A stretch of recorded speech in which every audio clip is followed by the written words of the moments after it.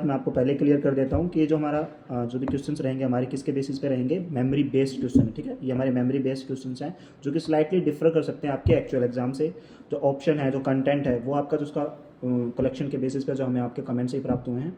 दूसरा, ज़रूरी नहीं है कि इसकी वर्डिंग एग्जैक्ट रहे या फिर जो चॉइसेस हैं, जो ऑप्शंस हैं, वो सेम रहे, ठीक है। आंसर आपको सही बताएंगे कि किस सवाल का क्या जवाब होना चाहिए था, लेकिन उसके अलावा जो ऑप्शंस होते हैं वो थोड़े बहुत ऊपर नीचे हो सकते हैं। तो चलो स्टार्ट करते हैं। सबसे पहले हम डिस्कस करेंगे first question, which of the following is the first pure alkaloid to be extracted. इनमें से कौन सा एक ऐसा प्योर एल्कलॉइड है जिसे सबसे पहले एक्सट्रैक्ट किया गया था, ठीक है। तो इसका राइट आंसर रहेगा हमारा morphine. So morphine is the first pure alkaloid जिसे एक्सट्रैक्ट आउट किया गया था, ठीक है। तो 21 का जो आंसर रहेगा वो रहेगा हमारा सी, दैट इज मॉर्फिन। चलिए नेक्स्ट क्वेश्चन की बात करते हैं। Hess law states that, Hess law ने क्या स्टेट किया था, ये आप पढ़ते हैं थर्मोडायनेमिक्स के अंदर, ठीक है। 11th के अंदर आपने शायद फिजिक्स के अंदर ये पढ़ा हो तो आपको याद आएगा कि इसका एग्जैक्ट आंसर है C, that is total enthalpy change. Enthalpy change का मतलब होता है एक तरीके से आप इसको ऐसे मान के चलो हीट चेंज की बात कर रहा है, डेल्टा एच की बात कर रहा है, ठीक है। The total enthalpy change of A reaction is the same regardless of number of steps और द पाथवे टेकन। इसे आप ऐसे समझिए, जब भी कोई भी रिएक्शंस होती है या तो एनर्जी रिलीज होती है या फिर एनर्जी एब्जॉर्ब होती है। तो यानी कि हम कह सकते हैं एंथैल्पी के अंदर कोई तो चेंज आया है, या तो कम हुई है या एंथैल्पी ज़्यादा हुई है।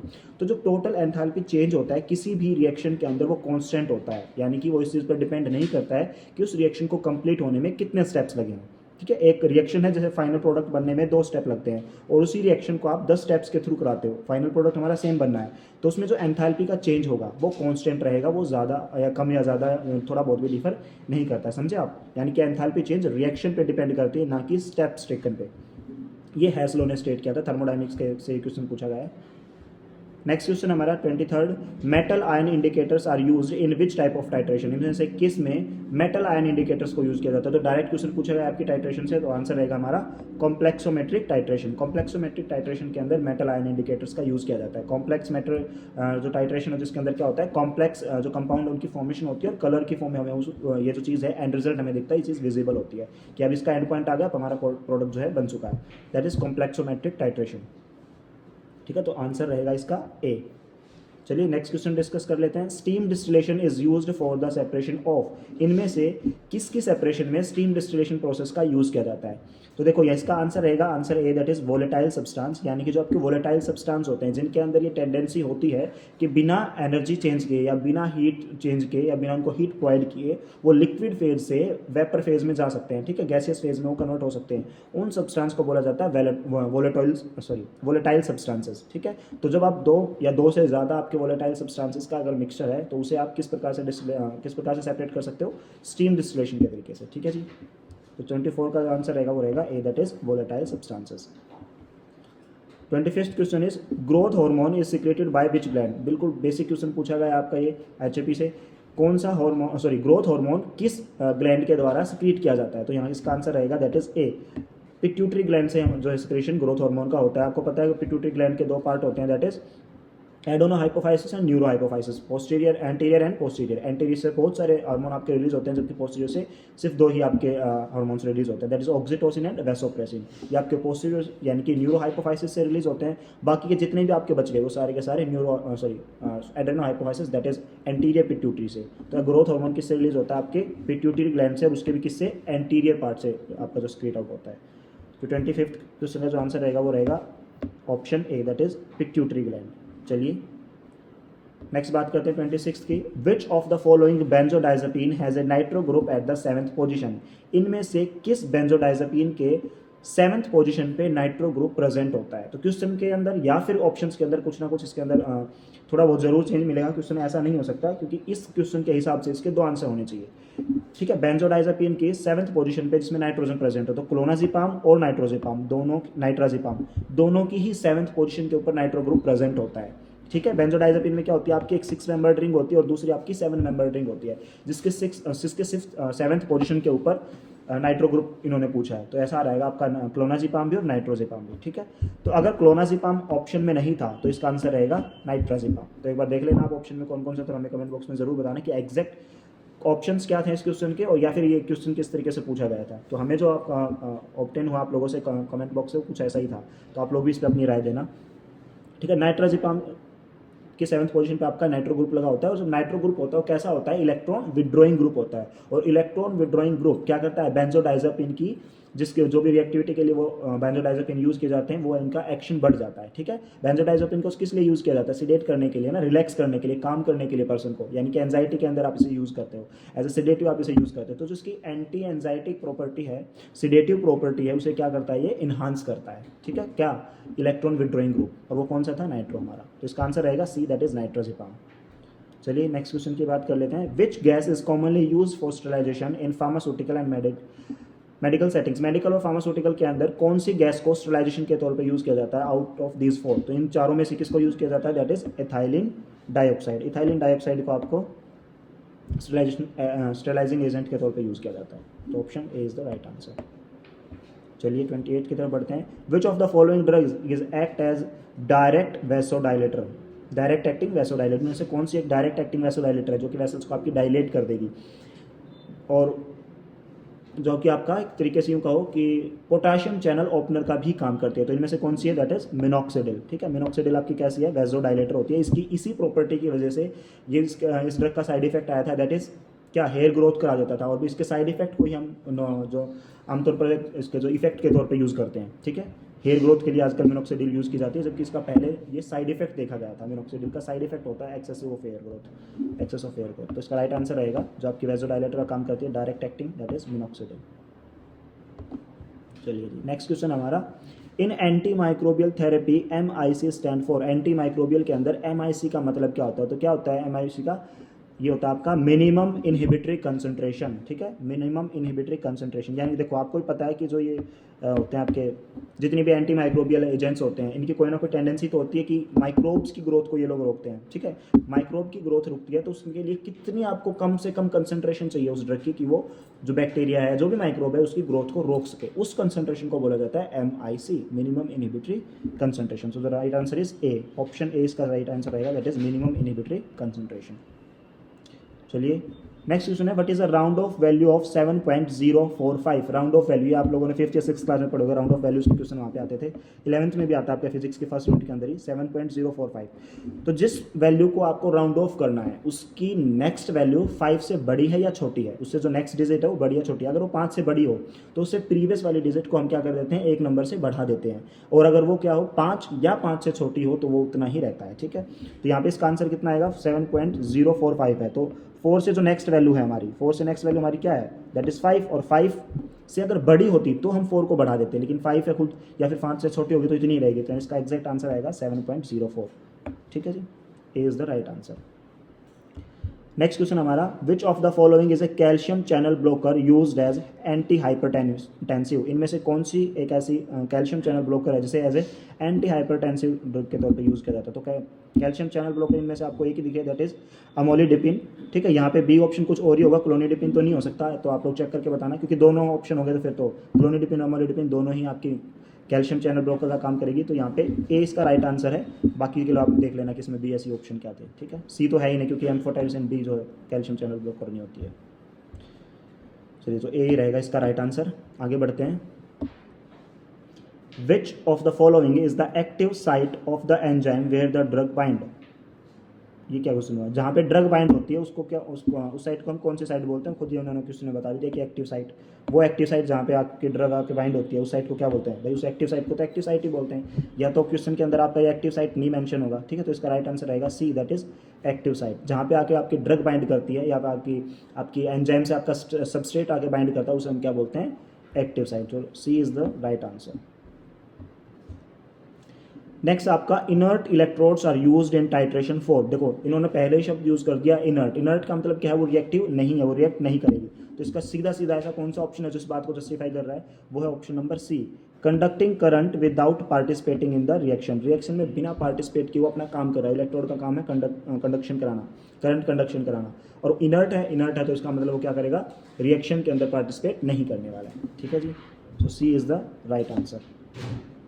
चलिए नेक्स्ट बात करते हैं आपकी, विच of the following does not give an anti depressant effect, इनमें से कौन सी एक ड्रग जो है एंटी डिप्रेजेंट इफेक्ट नहीं शो करती। तो इसका आंसर रहेगा आपका, ये भी डायरेक्ट क्वेश्चन पूछा गया आपका, diazepam. Diazepam direct anti depressant effect का काम नहीं करती है, बल्कि आप दूसरी बेंजोडाइजेपिन की जो ड्रग्स हैं उनके साथ अगर देते हो तो उनकी एक्टिविटी को कम करता है, मतलब ठीक है। जैसे कि अगर आपने कोई भी एंटी डिप्रेसेंट ड्रग दी तो वो क्या करेगी, आपको ओवर अपना जो टॉक्सिक इफेक्ट दिखा सकती है, बहुत ज़्यादा इफेक्ट शो कर सकती है अपना anti depressant drug.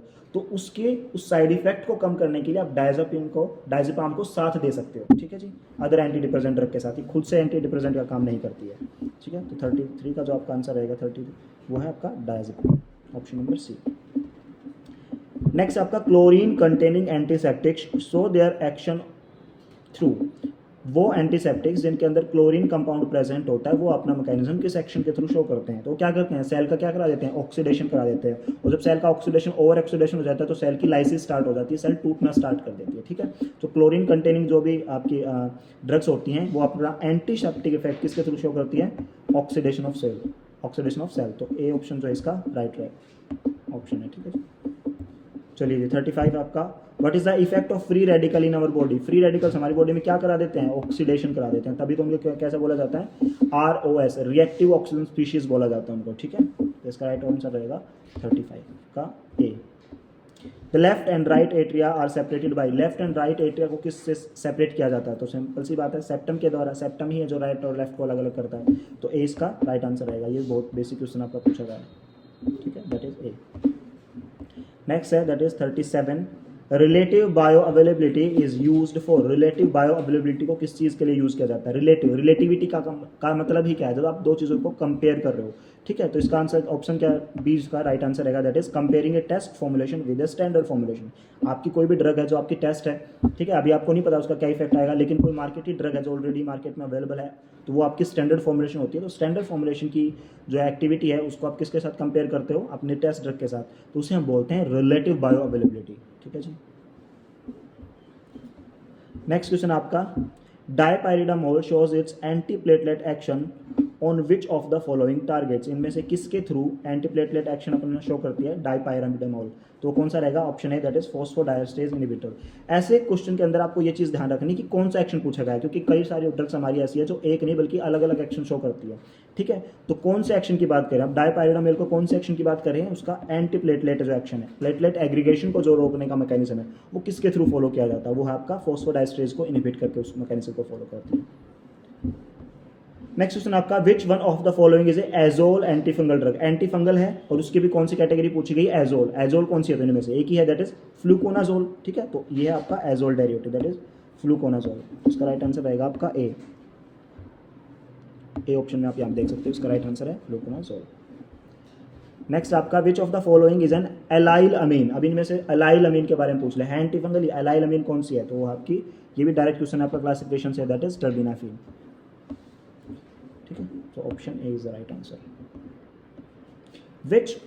Y do hydrophobic tails stay inward in the micelle, micelle formation के अंदर जो आपकी हाइड्रोफोबिक टेल्स होती हैं वो अंदर की तरफ क्यों होती है, हाइड्रोफोबिक, जो वाटर को हेट करती हो, ठीक है, वाटर को रिपेल करती हो, तो यहीं से इसका मतलब समझ में आएगा हाइड्रोफोबिक, तो क्या करेंगे, वाटर को रिपेल करेंगे। तो ए ऑप्शन जो इसका राइट आंसर रहेगा, ठीक है, क्या है इसका, रिपेल फ्रॉम वाटर, ठीक है जी, तो A is the right answer.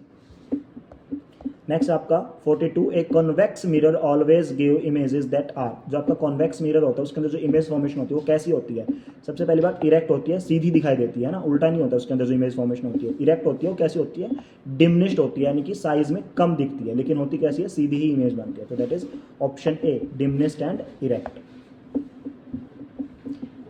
Next question आपका, how many major types of leprosy are classified based on the clinical presentation, clinical presentation के ऊपर के बेसिस पे आपके कितने टाइप हैं किसके, लेप्रोसी के, तो इसका सीधा सीधा आंसर है that is 5।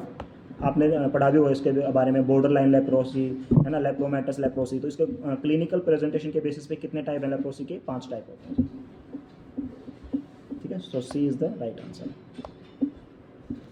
Which of the following is not a method of micro encapsulation, micro encapsulation, capsules के अंदर जो आप ग्रेन्यूल्स को फिलअप करते हो, उन ग्रेन्यूल्स को के अंदर के ऊपर जो कोटिंग की जाती है उसे हम बोलते हैं माइक्रो एनकैप्सुलेशन। तो उसके लिए कौन कौन से प्रोसीजर नहीं है, नॉट पूछा, नॉट ए मेथड ऑफ, इनमें से कौन सा नहीं है, तो फर्स्ट कोसर्वेशन फेस सेपरेशन बिल्कुल है, स्प्रे ड्राइंग भी है, इंटरफेशियल भी है, तो बचा क्या आपका कॉम्प्लेक्सेशन, ठीक है। तो कॉम्प्लेक्सेशन जो है आपका माइक्रो एनकैप्सुलेशन का मेथड नहीं है, नॉट पूछा हुआ था। चलिए जी 44 का होगा आपका डी। नेक्स्ट क्वेश्चन की तरफ मूव ऑन करते हैं। Which of the following is an example of dentifrice, यहीं से पता चल गया डेंट्रीफाइस। डेंट्रीफाइस मतलब क्या होता है, जो टूथ क्लीनिंग के लिए यूज़ हो, और में से कौन सा टूथ क्लीनिंग के लिए यूज़ होता है, टूथपेस्ट। ठीक है, बड़ा बेसिक और इजी क्वेश्चन था आपका ये, टूथपेस्ट। नेक्स्ट क्वेश्चन आपका, what does Thomson model of atom attempt to explain. अब एटम को एक्सप्लेन करने के लिए आपके अलग अलग मॉडल्स आए थे, जैसे बोहर मॉडल, नील मॉडल, जे थॉमसन, सबसे पहले शायद जे थॉमसन ही आया था। तो जे थॉमसन ने क्या बताया था, जे थॉमसन ने यही तो बताया था कि एटम कैसा दिखता है, मेलन के जैसा, तरबूज के जैसा दिखता है। अब जैसे आपका तरबूज है उसके अंदर बीज एम्बेडेड होते हैं ना, तो वो बीज को उन्होंने क्या किया, नेगेटिव पार्ट कंसिडर किया, बाकी का जो बचा हुआ रेड कलर का होता है वो क्या होता है आपका पॉजिटिव। तो इन्होंने क्या बताया, the magnitude of negative and positive charges are same and making the atom neutral.